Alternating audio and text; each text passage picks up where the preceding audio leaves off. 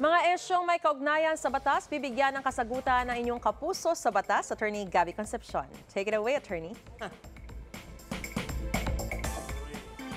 Naku, babala mga kapuso, masakit sa loob ang video na mapapanood ninyo.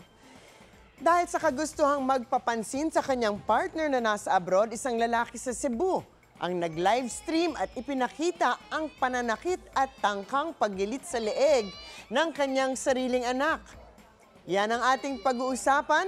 Here's all you need to know. Ask Attorney Gabby.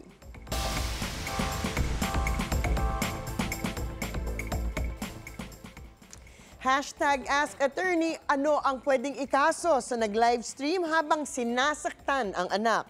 Of course, yung pananakit na yan, definitely kaso na yan, di ba? Parricide o attempted parricide sana ang kaso, pero ito ay kung may intensyong patayin ng magulang ang kanyang sariling anak. Pwede rin kaso ng physical injuries kung nasaktan ng bata.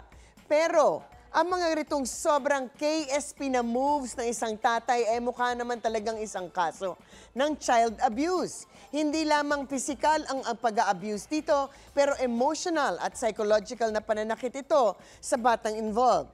But more importantly, ang kaso na ito pasok na pasok din sa Anti-Violence Against Women and Children Act sa ilalim ng Republic Act 9262.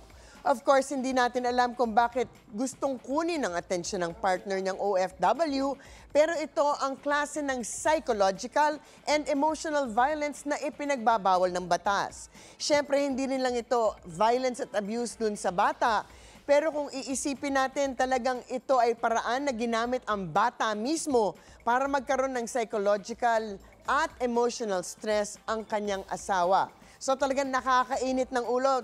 Buti na lang at meron tayong batas, bawal na ang violence nga against women and children. For the live streaming portion, unfortunately, wala pang batas na ginagawang krimen itong pagla-live stream ng isang krimen. Siguro it's about time talaga na isabatas na ito. Hashtag Ask Attorney Gabby, maaari bang gamitin na ebidensya ang live stream video? But of course, pero kailangan sundin ang requirements ng batas para siguraduhin na ito ay admissible bilang ebidensya sa korte. Sa ilalim ng batas, kailangan pa-authenticate ang video nito.